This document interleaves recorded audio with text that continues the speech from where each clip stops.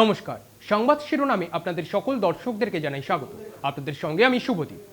পুজোর আগে পর্যটকদেরকে সুখবর দিল দার্জিলিং চিড়িয়াখানা।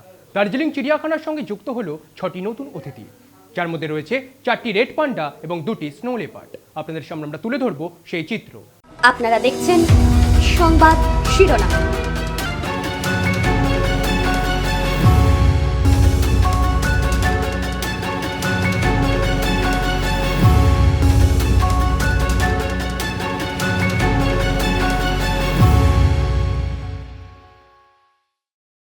প্রাণী প্রজনন বা ক্যাপটিভ ব্রিডিংয়ে এশিয়ার মধ্যে যে সেরা তা ফের একবার প্রমাণ করল দার্জিলিং চিড়িয়াখানা। আগমন হলো নতুন 6 অতিথির, তাতে উচ্ছ্বসিত পার্ক কর্তৃপক্ষ। দার্জিলিং চিড়িয়াখানার ডিরেক্টর বাসবরাজ হলেইয়াছি জানিয়েছেন, আমরা দারুণ খুশি। ক্যাপটিভ ব্রিডিংয়ে সফলভাবে আরও 4টি রেড পান্ডা এবং 2টি স্নো লেপার্ড জন্ম নিয়েছে। প্রত্যেকেই সুস্থ রয়েছে।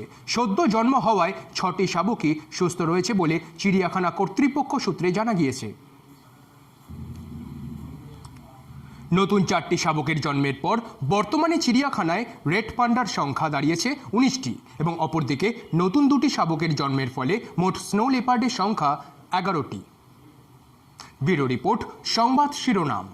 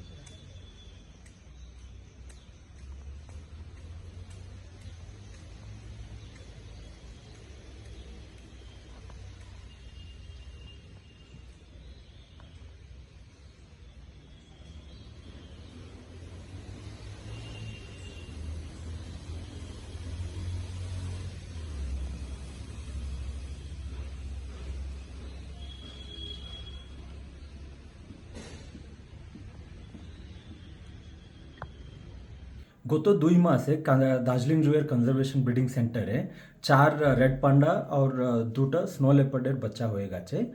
আর এর জন্মের পর টোটাল রেড পান্ডার সংখ্যা 19 হয়ে গেছে আর স্নো লেপার্ডের সংখ্যা 11 হয়ে গেছে। আর সব বাচ্চা আর মা খুবই সুস্থ আছে, ভালো আছে।